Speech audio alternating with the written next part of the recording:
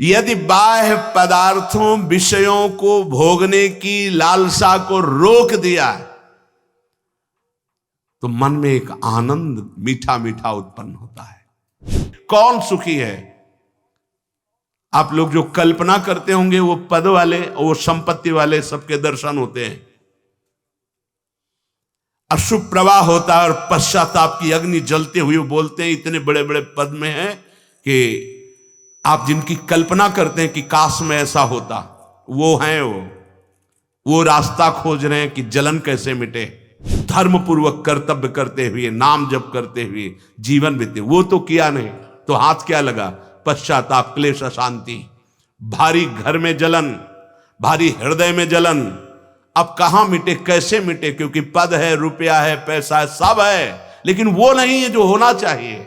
बड़े सौभाग्यशाली हैं जो ये बात सुन रहे हैं, इसको धारण कर लो। धारण नहीं करोगे कोई उपाय नहीं है। ये अत्यंत आवश्यक है, बिना इसके बात नहीं बननी। अपने को बड़ा सरल मार्ग मिला है प्रियाजू की करुणा का। वही हम बाह्य विषयों में जब तक सुख बुद्धि करेंगे तब तक कोई भी आनंद नहीं मिलेगा, चाहे जिस मार्ग से चलो। वो केवल देह का नाटक चलता रहता है। भगवदानंद लेश अंदर प्रकट नहीं हो सकता बहिर्मुख वृत्ति होने के कारण। तुम ऐसा क्यों नहीं समझते हो कि तुम शरीर नहीं हो? ये शरीर की मांग, ये इंद्रियों की मांग, ये मन की मांग तुम अपनी मान करके अधर्म आचरण, पापाचरण करते चले जा रहे हो। और आचार्य महापुरुष जन कहते, वाहे निरुद्धे मनसः प्रसन्न तुम मनः प्रसादे परमात्म दर्शनम। सीधी बात। त्यागाच्छांतिरनंतरम, हमारी को अंदर से बुद्धि कहती है भोगाच्छांतिरनंतरम, ये जो जलन हो रही भोग लूं तो शांत हो जाएंगे। शास्त्र क्या कह रहा है? हमारी इंद्रियां जो बाहर जा रही इनको रोक लो। वाहे निरुद्धे मनसः प्रसन्ना, अखंड प्रसन्नता प्राप्त हो जाएगी। और उसी अखंड प्रसन्नता में मनः प्रसादे परमात्म दर्शनम, उसी प्रसन्नता में भगवत साक्षात्कार होता है। तस्मिन् सुदृष्टे भवबंधनाशो बहिर्निरोधा पदवी विमुक्ते। उसी समय आवागमन चक्र नष्ट हो जाता है, जे ही वो परमात्म दर्शन करता है। इसलिए बाह्य विषयों के भोग की चाह को रोक दिया, वही मुक्त पदवी में बैठ गया, वही जीवन मुक्त हो गया। कितना सुंदर स्पष्ट वर्णन है। यदि बाह्य पदार्थों विषयों को भोगने की लालसा को रोक दिया तो मन में एक आनंद मीठा मीठा उत्पन्न होता है। जैसे जैसे भगवत चिंतन अंदर बढ़ता जाता है, आनंद बढ़ता जाता है, उसी आनंद में, उसे आनंद की उद्रेक में परमात्मा का साक्षात्कार होता है। और साक्षात्कार होते ही संसार बंधन विध्वंस हो जाता है। अर्थात भोगों से मन को हटा लेना ही जीवन मुक्त अवस्था का अनुभव करना है। पूरा जीवन इसी में लगे, ये खा लें, ये सूंघ लें, ये भोग लें, ये देख लें, ये यथा लाभ संतोष सदा काहू सो कछु न चाहूंगा। भोजन पाते समय आप भोजन नहीं पा रहे, आप ध्यान दीजिए, प्राणों का पोषण हो रहा है। जो मिले रूखा सूखा, राधा राधा राधा, अपने कर्तव्य कर्म को कर रहे हैं। ये मानव जीवन मिला है, इसलिए हमें कोई फल नहीं चाहिए। हमें जीवन मुक्त होना, हमें भगवत प्राप्ति परम फल चाहिए। सुख दुख ये एक क्रम है, आता जाता रहेगा प्रारब्ध की रचना से शरीर में। आप उससे निरपेक्ष रहिए, आप पुरुषार्थ कीजिए भगवत प्राप्ति का। हृदय प्रसन्न होता है भोग रहित वृत्ति से। पूरे समुदाय लगा हुआ है भोग युक्त प्रसन्नता चाहना। कौन सुखी है? आप लोग जो कल्पना करते होंगे वो पद वाले और वो संपत्ति वाले सबके दर्शन होते हैं। अशुभ प्रवाह होता है और पश्चाताप की अग्नि जलते हुए बोलते हैं, इतने बड़े बड़े पद में हैं कि आप जिनकी कल्पना करते हैं कि काश में ऐसा होता, वो हैं वो रास्ता खोज रहे हैं कि जलन कैसे मिटे। वो रास्ता एकमात्र श्री भगवान के चरणों का आश्रय लेकर धर्म पूर्वक कर्तव्य करते हुए, नाम जप करते हुए जीवन बीते। वो तो किया नहीं तो हाथ क्या लगा? पश्चाताप, क्लेश, अशांति, भारी घर में जलन, भारी हृदय में जलन। अब कहां मिटे, कैसे मिटे? क्योंकि पद है, रुपया है, पैसा है, सब है, लेकिन वो नहीं है जो होना चाहिए। वो केवल भगवत चिंतन से होता है, केवल भगवत आश्रय से होता है। अपने लोग बड़े सौभाग्यशाली हैं जो ये बात सुन रहे हैं, इसको धारण कर लो। धारण नहीं करोगे कोई उपाय नहीं है। ये दुखालयम शाश्वतम तुम्हें कभी सुखी नहीं कर सकता। आज हम चर्चा भी करते हैं तो केवल वही चर्चा करते हैं जिससे और फंस जाएं। मुक्त होने की, भगवत प्राप्ति की चर्चा मिलना कठिन है। ये दान करो, वो करो, इससे क्या होगा? मन तुम्हारा विषयों में लगा है, तुम लाखों रुपया दान कर दोगे, करोड़ों मिल जाएंगे, फिर क्या होगा? लाख में तो तुम्हारी दुर्दशा है, करोड़ में तुम्हारी दुर्दशा और कितनी हो जाएगी? अर्थ है लेकिन राग नहीं है, भोग है लेकिन वासना नहीं है, परिवार में है लेकिन ममता नहीं है, विचार चल रहे हैं लेकिन अहंकार नहीं। वो जीवन मुक्त महापुरुष है, चाहे गृहस्थ हो चाहे विरक्त हो। कहा पंडिता संसद सद विवेकी, श्रुति प्रमाण परमार्थ दर्शी। आहा, जानन ही कुर्यादसतोवलंबम, स्वापात हेतो शिशुवन मुमुक्षु। कहा पंडित, यदि सद असद का विवेक नहीं तो किस बात के तुम ज्ञानी हो, किस बात के साधक हो, किस बात के हो? बड़ा विचित्र खेल है। सिर्फ अहम का पोषण, अहंकार, अंताकरण धर्म, अहम का पोषण। कहा पंडित, किस बात के पंडित हो? भगवान पंडित किसे कहते हैं? विद्या विनय संपन्ने, ब्राह्मणे गविहस्तनी, सुनी च सुपाके च पंडिता समदर्शिना। वो पंडित है जो सब में एक भगवान को देख रहा है। अगर श्री भगवान का दर्शन नहीं हो रहा, सब में आत्म स्वरूप का अनुभव नहीं हो रहा, तो कहा पंडिता? कौन पंडित है फिर? किस बात के पंडित हैं? श्रुति प्रमाण जानने वाला, सद असद का विवेकी, परमार्थ तत्व का ज्ञाता, ऐसा कौन होगा जो विषयों में फंस करके अपनी जीवन मुक्त अवस्था को खो दे? भला जानबूझ करके कौन बालक जैसी चेष्टा करेगा अपने नाश की? जैसे बालक चाकू से खेलना चाहता है, जार खाना चाहता है, या मल से खेलना चाहता है, ऐसे ही कौन इन विषयों से खेलना चाहेगा जो सद असद विवेकी है, जो परमार्थ तत्व में चलने वाला है, जो श्रुति प्रमाण को जानने की इच्छा रखने वाला है। इसलिए देहादि संशक्ति मतो न मुक्तिर, मुक्तस्य देहाद्यभिमत्य भावः, सुप्तस्य नो जागरणं न जाग्रतः, स्वप्नस्तयोभिर्न गुणाश्रयत्वात्। जो अपनी देह इस अनात्म वस्तु में अत्यंत आसक्ति रखता है, वो क्या जाने कि जीवन मुक्त अवस्था में कैसा परमानंद है। ये देहाभिमान तुम्हारी दुर्गति का कारण है। यही तुम्हारी जागृत, स्वप्न और सुषुप्ति अवस्थाओं में जीवन की धारा को काट रहा है, नष्ट हो रहा है। कुछ समय जागृत में गया विषय चिंतन में, कुछ स्वप्न में, कुछ सुषुप्ति में, लेकिन सत्य में कितना समय गया? सत्य चिंतन में, सत्य आराधन में कितना समय दिया? ये देहाभिमान तीन अवस्थाओं में तुम्हारे जीवन को नष्ट कर रहा है।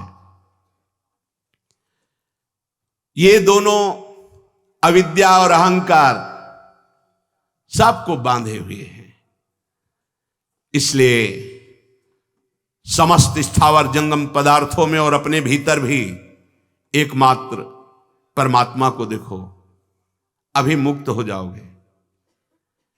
अपने भीतर भी अंतर बहिर स्वम स्थिर जंगमेशु ज्ञानात्मनाधारतया विलोक्य। बिना इसके ना तो आगे बढ़ पाओगे प्रेम में, ना जीवन मुक्त अवस्था में। इसलिए हरिवंश महाप्रभु ने कहा, ये क्रूरा अपिपापिनो न च सताम संभास दृश्या से सर्वानुवस्तुतया निरीक्ष परम स्वारथ। ये अत्यंत आवश्यक है, बिना इसके बात नहीं बननी। अब हम एक दूसरे की निंदा करते हैं, राग द्वेष करते हैं, एक धर्मावलंबी दूसरे धर्म को छोटा बड़ा कर ऐसे लड़ाई झगड़े, ये परमार्थ नहीं है। जो क्रूर हैं, पापी हैं, दुष्ट हैं, जो संभाषण योग्य भी नहीं है, हमको उनके हृदय में भी भगवत स्वरूप का चिंतन करना है। ये बाहरी लीला मायाकृत है, आप ही विराजमान हो स्वम, अपने भीतर भी। कह रहे अंतर बहिर स्वम स्थिर जंगमेशु, अंतर में, बाहर में, जड़ में, चैतन्य में और स्वयं में अपने आराध्य देव का दर्शन करे, अपने इष्ट का दर्शन करे। यहां भी मेरे प्रभु विराजमान है, यहां भी प्रभु विराजमान है, सर्वत्र मेरे प्रभु विराजमान। सा महात्मा सुदुर्लभा, क्योंकि यही माया मुक्त हो पाएगा। जहां कहीं प्रभु के सिवा कुछ और है, वही माया है।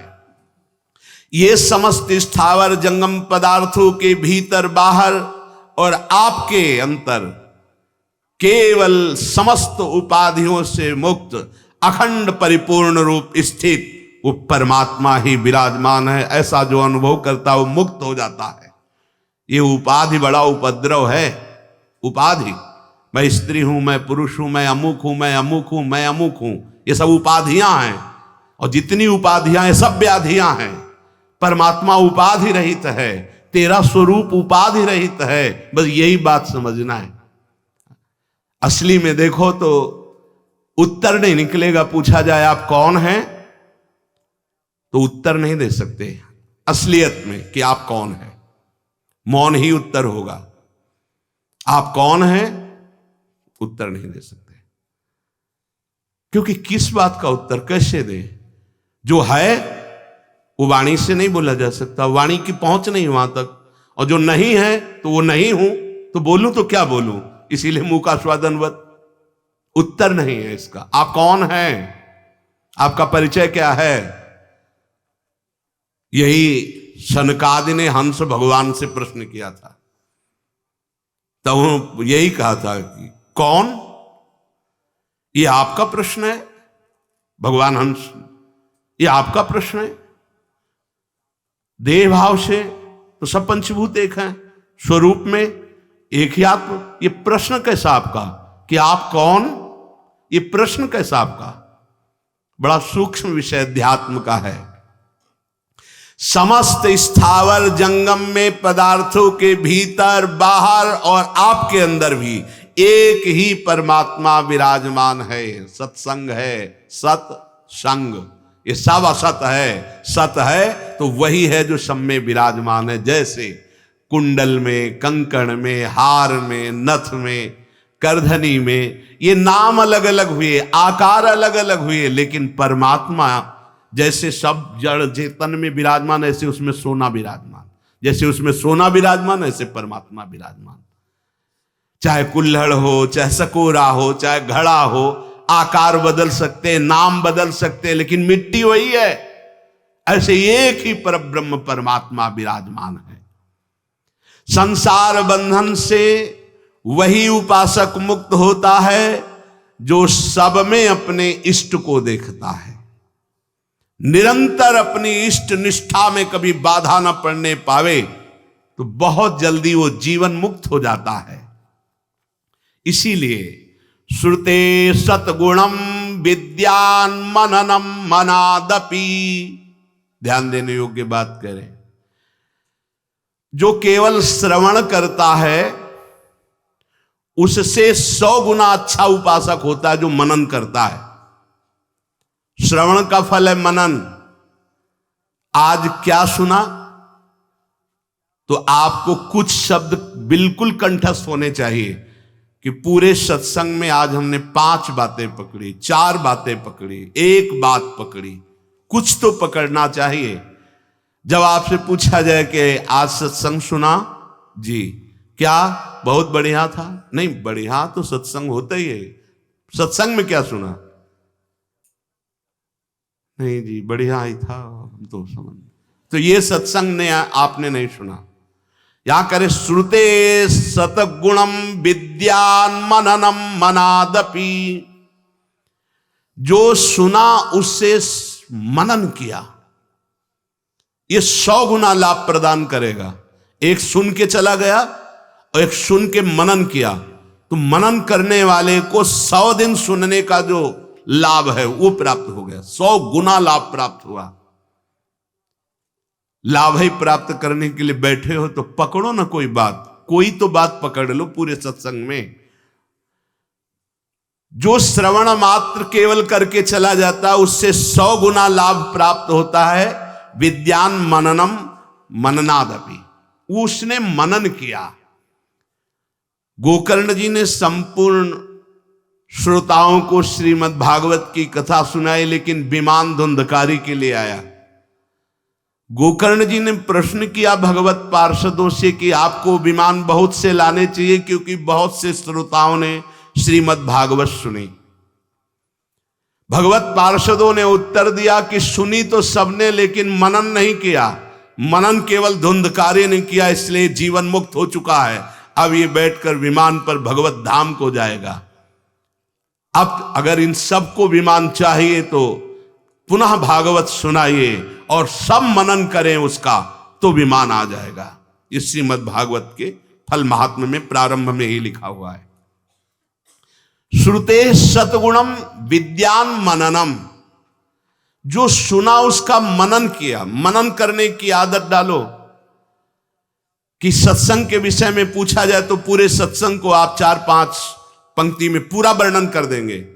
पहले वृंदावन की श्री प्रिया प्रीतम की रूप माधुरी वंशी माधुरी का वर्णन हुआ, फिर वृंदावन की रजरानी और वृंदावन के वास का महत्व वर्णन हुआ, फिर इसके बाद इंद्रियां जो बहिर्मुख होकर विषयों में घूमती उससे कैसे दुर्गति प्राप्त होती है, जो अंतर्मुख होकर जड़ चैतन्य सब में अपने परमात्मा तत्व को देखता है वही जीवन मुक्त महापुरुष है।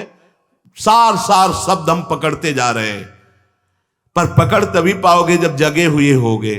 अगर सो रहे होगे तो क्या पकड़ पाओगे? किसी किसी को तो बस ये है कि समय पूरा हो जाए, कितनी जल्दी, अब वो बैठे नहीं पड़ेगा तो क्या पकड़ पाएगा। श्रोता सोई परम सुजान सुनत चित रच करे, जैसे प्यासे को पानी मिल जाए ऐसे जो श्रोता सत्संग को सुनता है, वक्ता की मुखारविंद पर एकाग्र दृष्टि लगा के निकले हुए वाक्यों को अमृत की तरह पान करता है, धन्य है वो श्रोता। श्रुते सतगुणम विद्यान मननम, सुनने मात्र से काम नहीं चलेगा, इसे मनन करना पड़ेगा। जो मनन करता है उससे 100 गुना फल प्राप्त होता है। और मननादपि निदिध्यासम लक्ष्य गुण मनंतम निर्विकल्पकम, जो मनन करता है और मनन करके जो सार बात निकली उसमें स्थिति प्राप्त करता है, वो लाख गुना मनन करने वाले से भी बढ़कर लाभ प्राप्त करता है। वही अपने इष्ट में अचल स्थापित हो जाता है।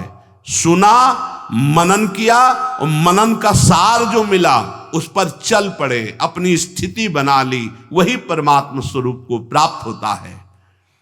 योगस्य प्रथमं द्वारम वांग निरोधो अपरिग्रह निराशा च निरीहा च नित्यमेकांतशीलता।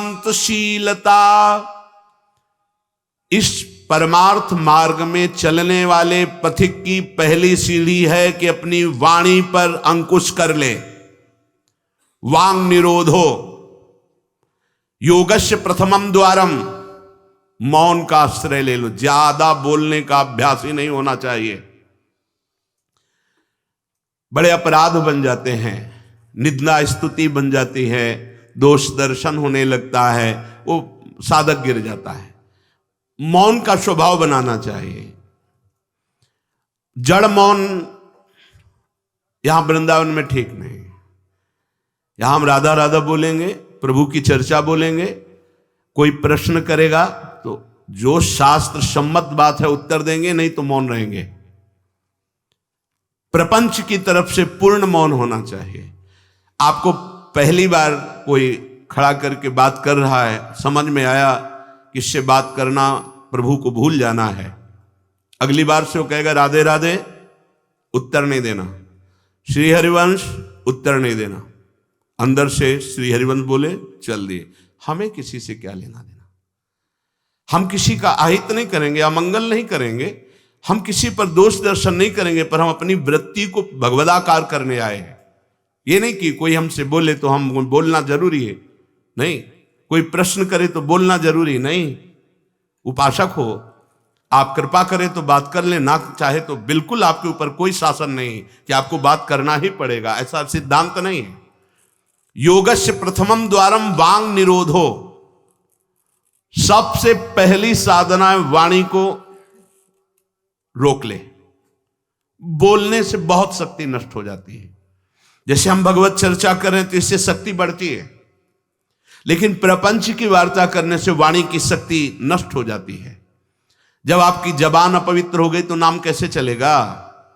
जब वाणी अपवित्र है तो आपके अंदर शास्त्री कैसे शब्दों का भाव आ पाएगा? नहीं आ पाएगा। महावाक्यार्थस्य विचार्यताम, आप नहीं विचार करने की क्षमता वाले रहेंगे। यदि आपने व्यर्थ की बातें शुरू कर दी, अश्लील भाषण बोलते, गंदी भाषा बोलते हैं, तो आप में कभी विचार शक्ति ही नहीं रह जाएगी कि आप शास्त्रों के, संतों के वाक्यों का मनन करने की सामर्थ्य रखें। खो देंगे सामर्थ्य। बहुत अमृतमय वचन निकलते हैं मौन वाणी को पावन रखने वालों के, एकदम शहद में डूबे हुए वचन। इसलिए वाणी पर अंकुश कीजिए, जरूरत हो तो बोलिए, नहीं तो मौन। श्री जी का जस गाइए, नाम कीर्तन कीजिए, इसके अलावा मौन रहिए। इन नियम ले लीजिए। जब आए हो भगवत प्राप्ति के लिए तो काहे को बख्शो। इन इंद्रियों को सीधे अनुशासन में लीजिए ना। आपका स्वरूप इंद्रियां थोड़ी है, आप इनके संचालक हैं। आपकी सामर्थ्य से सामर्थ्यवान होकर आपको बांधे हुए हैं, आप इनको बांधिए। बहुत हो गई स्वतंत्रता इन दुष्टों की। माता देहूती जी भगवान कपिल जी से कहती, मैं ऊब गई इन दुष्ट इंद्रियों से भोग भोगते हुए, नाथ अब वो उपाय बताइए जिनसे इन दुष्ट इंद्रियों के कब्जे से मैं बाहर निकलूं। माता देहूती जी, ये बहुत दुष्ट है, ये कुछ मिनट तो लगेगा, बहुत शांत है और भगवत स्वरूप में लगने वाली हैं, और एक क्षण में गिरा के ऐसे नरक में खड़ा कर देंगी जहां पश्चाताप ही होता है, हाथ कुछ नहीं लगता। योगस्य प्रथमम द्वारम वांग निरोधो, फिर अपरिग्रह। पहला द्वार है वाणी पर शासन कीजिए। हम वाणी गायन करेंगे, श्री जी के लीला चरित्र, नाम कीर्तन, इसके अलावा मौन। कई साधकों को यह स्पष्ट आज्ञा करी श्री जी की प्रेरणा से कि आप नहीं बोलोगे, तो उसका पालन करना चाहिए। जब सत्संग में आप सुन रहे हैं कि योगस्य प्रथमम द्वारम, तो आप अपनी वाणी को संयम में रखिए। किसी की मजाक, उपहास, किसी की चुगली, निंदा, ये सब बिल्कुल नहीं। अगर आप ये सब करते रहेंगे तो निरंतर नाम नहीं चलेगा, आप सत्संग का मनन नहीं कर पाएंगे, मनन करके आप अपने आराध्य देव में स्थित नहीं हो पाएंगे। जरूरी है मौन, जरूरी है, पर विचार मौन। ये धाम है, इसलिए हम जड़ मौन की बात नहीं करते, विचार मौन। और वो मौन ही किस काम का, जो एक शब्द में हम बात कर लेते हैं, वो 5 मिनट लगाएं। जैसे कोई बात करनी, अब वो कुछ बोला, अब उसमें पूरी एकाग्रता, पूरी शक्ति नहीं, सीधे बोल दे, स्विच ऑफ कर दे, क्या चला गया। जड़ मौन के लिए फिर ना ऊ कुछ नहीं, ना लिखना, ना पढ़ना, ना कुछ, बिल्कुल बालवत परमहंस स्थिति। कोई प्रश्न नहीं, कोई उत्तर नहीं, एकदम जड़वत, जीते जी मृत, जीवन मुक्त होने के लिए। तो वो ये श्रीधाम वृंदावन है, यहां उचित नहीं, क्योंकि यहां राधा नाम स्वयं हरि रटते हैं। तो हमारी जबान की सार्थकता है, राधा नाम कीर्तन करें, वाणी जी का गायन। इसके